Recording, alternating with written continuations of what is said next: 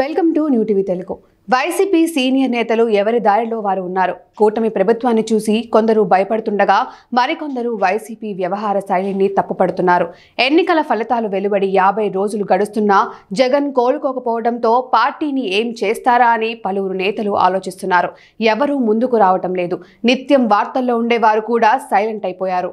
ధర్మాన ప్రసాదరావు, తమ్మినేని సీతారాం, దువ్వాడ శ్రీనివాస్, అనంత Venkatarama Reddy, Katasani brothers, బియ్యపు మధుసూదన్ రెడ్డి ఇలా ఒకప్పుడు మీడియా ముందు గట్టిగా మాట్లాడిన వారు కూడా ఇప్పుడు కనుమరుగైపోతున్నారు. పార్టీ నోరు తెరవదు.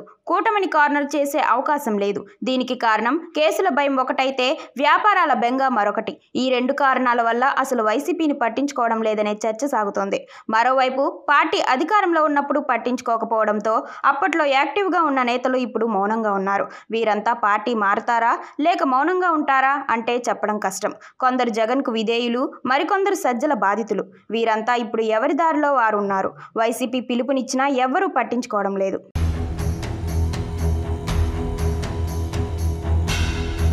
ఇటీవల ఢిల్లీలో జరిగిన ధర్నాకు హాజరు కావాలని పార్టీ నుంచి పిలుపు వచ్చింది. అయితే కొందరు కీలక నేతలు మాత్రం మౌనంగా ఉన్నారు. దీనిపై పార్టీలో చర్చ జరిగినా వారిని పిలిచి మందలించే పరిస్థితి పార్టీకి లేదు. హెచ్చరిస్తే పార్టీకి దూరంగా ఉంటామని కొందరు సీనియర్లు అంటున్నారు. ఒక ప్రాంతం లేదా జిల్లాకు ఒక నాయకుడు మాత్రమే ప్రస్తుతం క్రియాశీలకంగా ఉన్నారు. మిగిలిన వారు మౌనంగా ఉన్నారు. వారి దారిలో వారు నడుస్తారు. మరి జగన్ ఇది అంతా గుర్తించి సరిచేసే పనులు పెట్టుకుంటాడా, ఆయన కూడా తన పని తాను చేసుకుంటాడా అనేది చూడాలి.